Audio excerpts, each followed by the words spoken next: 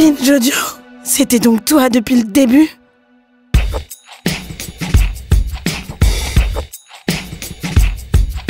Salut, c'est Thomas Rozek. Alors que la vie normale, ou en tout cas la vie sociale, repointe tout doucement le bout de son nez, centimètre par centimètre, on commence déjà à se demander à quelle vitesse on mettra toute cette période de crise derrière nous. Et surtout si au passage, on ne risque pas d'opérer un léger rejet de tout ce qui lui est associé. À la fois le pire, la mort, la peur, la souffrance, mais aussi le meilleur, car il en est sorti des choses positives. Alors, très peu, on est bien d'accord. Mais il y en a eu, des choses importantes qu'il ne faudra pas oblitérer de nos souvenirs. Des créations par exemple. Alors non, je ne parle pas des journaux de confinement et autres comédies sur la cohabitation forcée entre générations qui déjà pullulent, mais plutôt des propositions singulières, directement nées de la crise. Comme par exemple le superbe Inside du comédien américain Bob Burnham, une œuvre hybride où se mélangent l'humour, le sérieux, la musique, le spectacle, le documentaire. C'est la nouvelle preuve de la vivacité et de la richesse de la scène comique américaine. Et même si c'est pas bien de se comparer, bon, sur ce coup-là, la comparaison est rude. Pourtant, en France, les choses changent et certains humoristes ont décidé de faire bouger les lignes pour tenter de combler un peu l'écart. C'est le cas de Shirley Soignon, avec qui nous allons passer l'intégralité de notre épisode du jour. Bienvenue dans Programme B.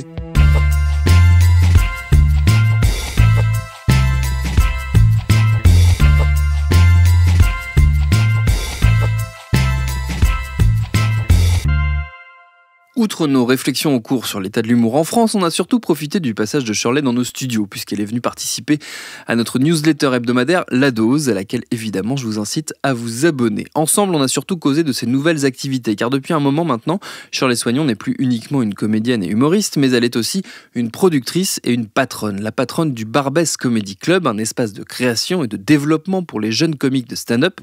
Et j'ai voulu savoir pour démarrer comment elle avait décidé de sortir de son rôle strict d'artiste. Moi, je suis arrivée dans ce monde-là vraiment en tant qu'artiste. Il n'y avait vraiment aucune envie ou espèce de projet de devenir productrice un jour. C'est la vie qui a voulu ça. Mon expérience, ma personnalité. En fait, quand je suis arrivée dans le monde de l'humour et notamment des médias, j'ai constaté, et d'ailleurs c'est assez rigolo parce que je suis arrivée aujourd'hui chez Binge, je sais pas si on peut le dire, mais pour répondre à une question du éditeur audio qui s'appelle Peut-on rire des races ? Et cette question m'a poursuivi toute ma vie, notamment dans mon métier. Venant d'une famille métisse, française métissée, je me suis très vite dit « Oh, c'est dommage qu'on me catalogue Je me sens pas, ce que je veux dire quand je parle de famille métissée, c'est que je me sens pas étrangère du tout à la France. Je suis alsacienne et ivoirienne, je me sens absolument pas étrangère à la France, même si mon physique pourrait croire que je suis totalement étrangère à ce aspect.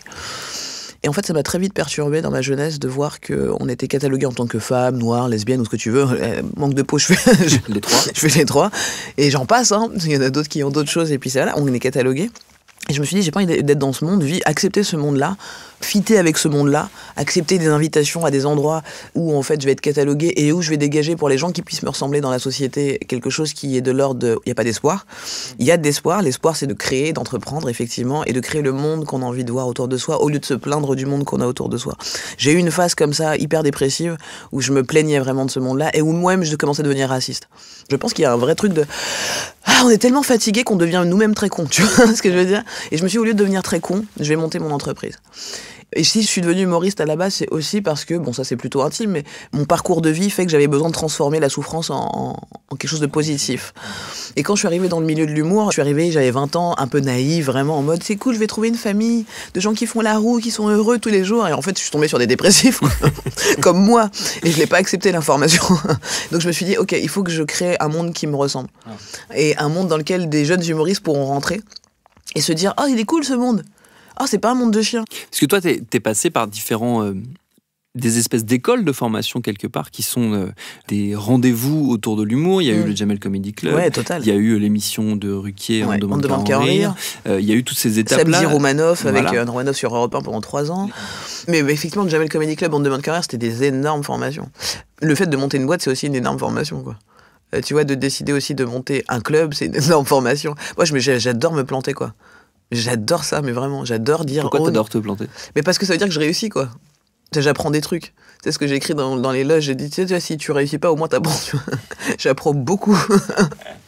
Mais voilà, c'est trop cool d'avoir une école de la vie, de pas se contenter de se dire... Tu sais, souvent, voilà, on fait des études, on finit notre diplôme, on dit, tu sais que maintenant je suis ingénieur. Et puis c'est fini, quoi, ça s'arrête là, c'est-à-dire qu'on ne veut plus évoluer. Donc moi, je passe mon temps à déconstruire, reconstruire, jusqu'à la mort. Parce qu'il n'y a aucun intérêt à dire je sais tout. Enfin, ou en tout cas, je veux plus évoluer dans ma connaissance de moi-même, tu vois. Donc j'adore me planter. Tu t'es inspiré de ces espaces où toi, tu as pu développer, apprendre des trucs en tant qu'artiste, en tant qu'interprète, pour construire toi ton espace à toi. Que ce soit inspiré en négatif ou inspiré en positif. Ouais, totalement en opposition souvent. Ouais. Souvent en opposition, mais donc c'est forcément que c'est inspirant. Forcément que c'est inspirant parce que tu dis on pourrait faire ça mieux, on pourrait faire ça truc, ok cool, sans prétention aucune, hein. C'est juste continuer de se faire rêver, pas accepter l'utopie des autres, créer la tienne si tu fites pas avec l'utopie des autres, c'est ça en fait surtout, c'est juste ça. Donc ouais carrément ça, c'est grave inspirant. Jamel Comedy Club, ça a été une bête d'opportunité parce que j'ai pu à la fois faire de la scène, partir en tournée, apprendre à présenter des émissions radio, parce que j'étais avec Yacine et Dedo, on a fait le Comedy Club Live, c'était chambé pendant 1 an, ça c'était trop bien, j'ai présenté une émission de télé, j'ai eu beaucoup d'expérience, c'est une énorme école pour moi. On ne demande qu'à en rire, ça m'a appris énormément à gérer une carrière en fait, c'est-à-dire qu'à un moment donné, être exposé devant des millions de gens, à accepter les retours négatifs, à comprendre que tout le monde ne va pas t'aimer, moi vraiment ça m'a fait grandir, c'est le moment où j'ai arrêté d'être naïve. Parce qu'en fait, jusque-là, j'avais 24-25 ans quand je le faisais, tu vois. J'étais là, pourquoi les gens ne m'aiment pas? Mais moi, j'aime tout le monde. Et après, j'ai mis du temps à comprendre que j'aimais pas tout le monde et que j'étais grave hypocrite depuis tout ce temps. J'étais là, mais non, mais c'est vrai qu'ils ont le droit de pas m'aimer parce que je les aime pas non plus. Tu vois, c'est fou de vouloir être... Enfin, il y a un côté très enfantin, quoi, à dire, mais tout le monde, on s'aime tous. Et là, non, en fait, t'as pas réglé des trucs, là. Regarde, est-ce que t'aimes vraiment tout le monde? Pourquoi tu as choisi la forme d'un comédie club, justement, et pas une émission de télé ou une émission de radio ou une autre façon d'accueillir comme ça des nouveaux talents et de les aider à évoluer? C'est drôle parce que j'essaye, hein, je fais des émissions. Je fais plein de trucs, en fait. Non, j'essaie tous les vecteurs, mais le comédie club en soi, ça me paraît trop logique vu que je fais du stand-up. En gros, c'est comme si tu fais du basket et puis il n'y a pas beaucoup de terrains de basket en France. Tu vas faire un terrain de basket, tu vois. Parce que souvent, on joue sur les terrains de foot.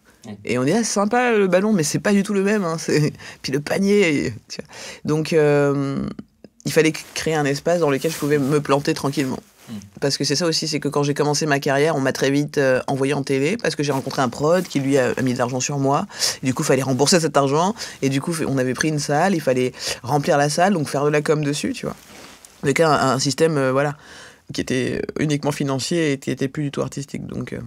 Et donc à l'époque, vraiment, j'avais ce manque-là de me dire putain, c'est dommage de ne pas pouvoir s'entraîner tranquillement et développer sa carrière tranquillement, parce que quand je fais des blagues à 22 ans, et j'en avais déjà conscience à 22 ans, elles sont nulles, c'est sûr. C'est sûr que dans 10 ans, ça sera mieux, j'espère, tu vois. Donc pourquoi se dépêcher comme ça de... Moi, je le vois maintenant que j'ai ouvert un comédie club, j'essaie de faire hyper attention aux humoristes, parce que maintenant, je mets des vidéos sur Internet d'eux, et il y a des producteurs qui comprennent pas, encore une fois, que voilà, on n'est pas des objets, quoi.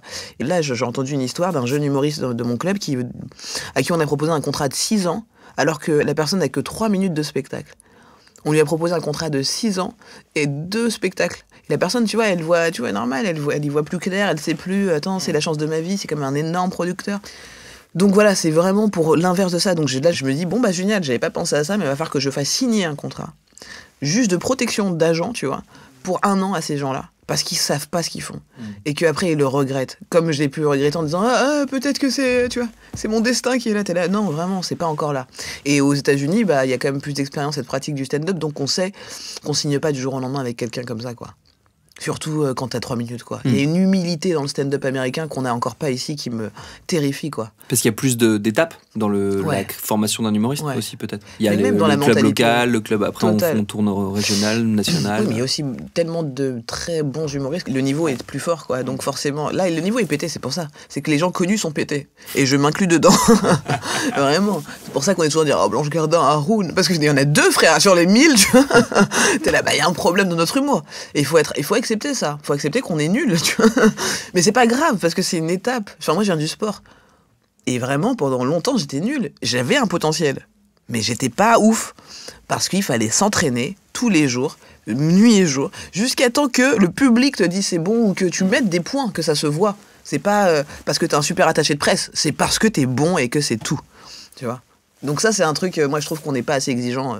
D'une manière générale, on n'est pas assez exigeant et on n'est pas assez motivant les uns avec les autres. Et c'est pour ça que voilà, j'essaie de créer au Barbès de la bienveillance, de ton pote qui est à côté de toi, c'est pas ton ennemi. C'est pas ton ennemi, c'est un autre gars, il a une autre expérience de vie, une autre meuf. Ça ne sera jamais toi, tu vois. Toute cette histoire, toute cette époque justement de Gad Elmaleh, des copies comiques où on essayait d'être... On peut pas piquer les vannes de quelqu'un d'autre, etc. Be yourself, quoi. Donc tout ça, j'essaie de nettoyer ça dans l'univers qui m'entoure, dans les gens qui m'entourent et tout. Et de créer au Comedy Club un espace bienveillant, comme au sport. Un gymnase dans lequel tu peux t'entraîner, tu prends ta serviette, tu t'essuies, tu t'en vas. Et j'essaie aussi de faire une chose hyper importante et qui est très dure, je me rends compte. Et c'est en opposition justement à d'autres comédie clubs qui existaient avant ça. C'est que en fait, je suis personne pour ces gens et les gens, ils ont une pression quand je rentre dans la salle. Tu vois, les jeunes humoristes et tout, genre, il y a genre les soignants. Et je leur dis, mais les gars, je suis personne, moi, je vais rien faire pour ta carrière. Entraîne-toi, plante-toi, tombe, quoi. Amuse-toi, mon pote, c'est la récréation, là. Et moi, vraiment... J'irais toujours te dire, vas-y, plus loin, vas-y, go, amuse-toi.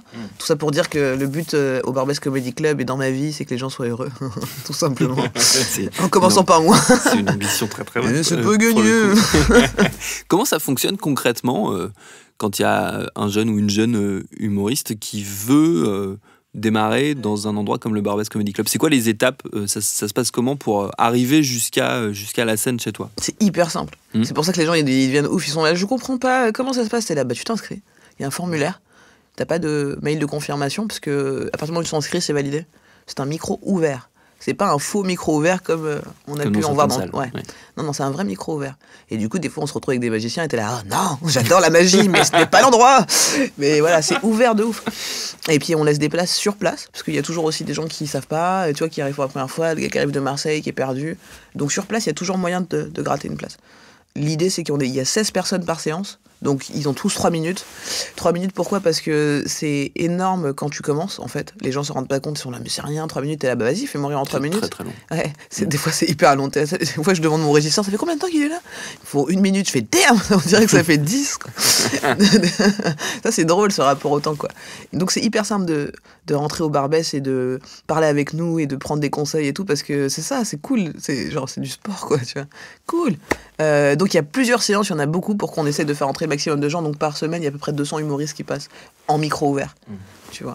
Et donc, dans ces humoristes en micro ouvert, t'as des confirmés et des pas confirmés. Et il n'est pas question que je programme les confirmés. C'est-à-dire que des fois, ils m'appellent, ouais, il y a moyen de... Je fais, bah, tu t'inscris, mon pote, comme tout le monde. Parce que vraiment, tu vois, il n'y a pas de privilège. Le privilège, non, il n'y en a pas. Il n'y en a pas. Il y a juste le travail. Il y a juste, en fait, tout le monde. En fait, pour moi, mon rêve au Barbès Comedy Club, c'est que tout le monde dise, oui, c'est sûr que lui, il doit monter d'un cran. On est tous d'accord pour dire que lui doit monter d'un cran. On lui donne la force. Et on te rejoint tout à l'heure. Tu vois, pour moi, ça devrait être ça, quoi. Donc, en fait, on a ce premier truc de micro ouvert où tu t'entraînes. Après, il y a un micro ouvert où t'es filmé. Ouais. Si tu le veux, en fait, tu t'inscris à ce micro ouvert particulièrement où t'es filmé. Le but, c'est soit d'être repéré par la prod, par moi, pour soit te faire des premières parties des plateaux payants, soit parce que tu veux être diffusé sur la chaîne YouTube. Ouais. Et du coup, on laisse les gens vraiment être maîtres de leur carrière en disant, c'est à toi de me dire si t'es prêt. Et puis, du coup, en général, les mecs, ils bossent à fond, 3 minutes, tu vois, qu'ils soient vraiment tight. Et du coup, c'est là qu'on se rend compte ce que ça veut dire tight pour toi ou pour moi.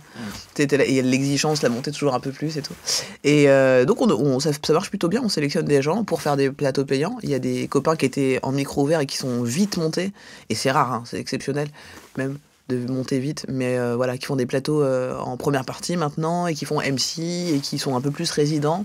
Une fois que tu as monté toutes ces étapes de première partie et tout, après tu passes au cachet. Parce qu'il faut savoir que les micros ouverts sont pas payés, ni au chapeau, ni à rien. Parce que j'estime que quand tu t'entraînes, t'as pas à être payé pour t'entraîner, quoi. Et donc le public vient, il passe une bonne soirée, il a juste un verre à prendre et tout. Et puis ensuite, t'as le plateau donc au cachet, et là ça veut dire, ok, ça y est, je commence à être professionnel, en tout cas semi-pro. Et en termes de sécurité aussi, ça te commence à te mettre dans un autre délire. Tu dis, ok, cool, je suis payé au cachet, je peux peut-être devenir intermittent et commencer à développer tranquillement ma carrière sans me dire, il faut absolument que j'ai un producteur demain pour qu'il m'aide. Il faut absolument que je trouve mon Mac, tu vois, non, tranquille. Donc voilà, là c'est cool, on voit le truc se faire. Je prends 10 résidents tous les 4 mois et après on les fait tourner. Soit il y en a qui restent parce que c'est cool, ça se passe bien, machin. Soit il y en a qui partent en tournée, machin. Donc on fait toujours un pool de résidents différents pour qu'il y en ait 10, 11 qui soient garantis de jouer pendant 4 mois, et ils peuvent pendant 4 mois se projeter dans leur développement d'écriture sans se stresser en disant c'est cool, tous les mois je sais que le Barbès me donne 700 de cachet par mois, tu vois. Ça c'est cool, après j'irai chercher le reste ailleurs, mais en tout cas j'ai une assise. Parce qu'il faut savoir que quand on commence en plus, moi quand ça faisait 2-3 ans, j'étais toujours payé au chapeau, j'avais des cachets évidemment de quelques petits trucs, des télés, de machin, c'est ça. Puis j'avais la chance de faire le Jamel Comedy Club aussi. Mais pour la plupart c'est pas ça quoi, la plupart c'est du chapeau, c'est t'arrives pas à trouver un logement parce que t'as pas de papier, tu vois, t'as pas de salaire et tout, t'es pas protégé. Voilà, donc essayer de se protéger aussi quoi. Et du coup c'est ça qu'on essaye de faire tous les jours, ouais. C'est pas facile, hein, parce que des fois t'as envie de dire, tu sais, les humoristes, c'est l'impression d'être surveillante de collège, moi. Pose des questions, mais comment j'inscris? T'es là, mais c'est marqué sur le post. Et du coup, je craque des fois parce que oui, c'est moi qui réponds à vos questions sur Instagram. Non, je n'ai pas trouvé de CM. Du coup, en plus du club, tu as une activité maintenant de productrice. Ouais. Comment ça fonctionne? Mal. Concrètement. Non, je rigole. Non, mais en gros, c'est ça. On produit déjà les artistes qui viennent jouer au Barbès parce qu'on leur fait des cachets tous les mois et tout. Ensuite, je tente beaucoup de choses en médias, audiovisuels, pour la chaîne du Barbès, pour moi, pour kiffer. Donc ça, c'est de la production, mais vraiment, parce que je sais pas si on va mettre de la production ou de la folie, quoi. J'ai de l'argent, je le dépense, après je fais la pub. Voilà, c'est tout ce qui se passe. On a commencé à produire au tout début, et quand je dis on, je parle de moi. Les gens qui me connaissent savent, c'est vraiment, je suis toute seule. C'est moins triste de dire on. Oui, genre j'ai une grosse team derrière, et pas du tout. Et du coup, non, c'est ça, j'ai essayé de produire des artistes au début, mais en fait, quand t'es artiste toi-même, c'est compliqué de produire d'autres gens. On peut pas être deux fous dans la même boîte. Et du coup, j'ai trouvé ma façon de produire en ayant un comedy club, quoi. C'est-à-dire que je l'ai produit, mais de façon éphémère, tu vois. Oui. Et je veux certainement pas. Et ouais, c'est ça. C'est plutôt du développement qui fait plaisir, quoi. T'espères, toi, voir apparaître d'autres espaces comme ça, d'autres lieux comme ça, un peu partout ailleurs, ouais.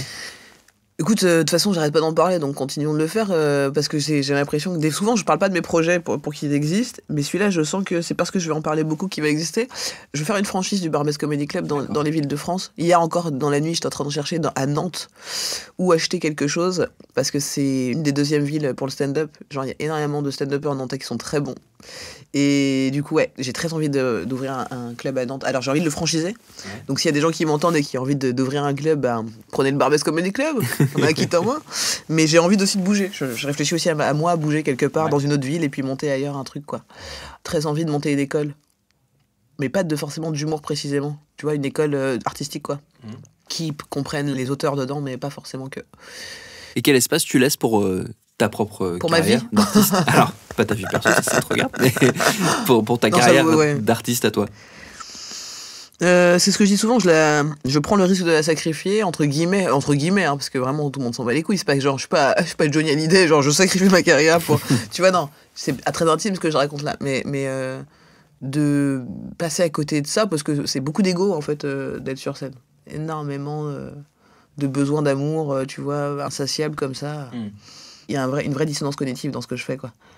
Parce que je passe mon temps à essayer de dire aux gens qui me reconnaissent et tout que je peux comprendre qu'on admire le travail de quelqu'un, mais qu'on admire la personne. Tu vois ce truc-là, là. En fait, on joue, je sais pas comment dire, on joue un jeu dangereux, quoi. Tu vois, on joue vraiment un jeu dangereux à faire croire aux gens qu'on est merveilleux, que c'est là-haut que ça se passe, que nous, on s'en est sortis. C'est Hunger Game, la life. Et on est en train de dire aux gens, ouais, continuez de jouer à Hunger Game. Ouais, c'est bien de... Tu vois, on le fait tout ce discours de « ouais, c'est vrai que j'étais malheureux et que je m'en suis sorti ». Et donc les gens, ils te regardent à la télé comme ça « moi aussi, j'aimerais tellement m'en sortir ». Tu vois, et donc c'est tellement perturbant pour moi, ce taf. Tout le temps, quoi. C'est cyclique, donc des fois, je suis là « ouais, c'est super, c'est génial ». Et d'autres côtés, je suis là « mais non, je sais pas ». Donc j'essaye d'être le moins connu possible pour les mauvaises raisons. Tu vois, c'est pas évident. Voilà. Mais donc, c'est paradoxal parce que tu as besoin d'être connu aussi pour justement pouvoir mener tes activités, le Barbès, tout ça. C'est ça qui est hyper paradoxal, t'as raison. Parce que quand moi, dans ma carrière, j'avais décidé d'arrêter de faire des télés et tout, quand le Barbès a ouvert, il y a vraiment une personne qui était là. Oui, bon, là, c'est la productrice qui va aller faire une promo. Donc, c'est la prod qui parlait à l'artiste. Et en fait, c'était con parce que je devrais rester sur ma ligne de conduite que j'ai en tant qu'artiste parce que le plus important pour moi, c'est de... Et à chaque fois que je dis ça, les gens sont en mode « ah, c'est dur quand même ce que tu dis », mais c'est vrai, c'est genre le plus important pour moi à chaque instant, c'est mon cheminement vers la mort qui soit le plus léger possible. C'est juste ça, quoi. Et là, je m'alourdis de fou mon karma à chaque fois. C'est riant un peu en attendant la mort. Mais c'est tout ce qui m'intéresse. Donc la notoriété là-dedans, Après, je continue de faire mes blagues. J'ai quand même la chance d'avoir un comedy club dans lequel je peux jouer quand je veux. Ça se passe plutôt bien quand je le fais. Des fois, je bide, ça fait mal. Quand c'est ton club, t'as envie de fermer, dire bon, allez hop, fin du business plan, les gars. Vous m'avez saoulé. Mais non, c'est un vrai bonheur d'avoir ce lieu, vraiment. Ma carrière là-dedans, elle est heureuse en fait. Elle est épanouie à partir du moment où j'écoute ce que j'ai envie de faire et où j'écoute pas ce qu'il faudrait faire.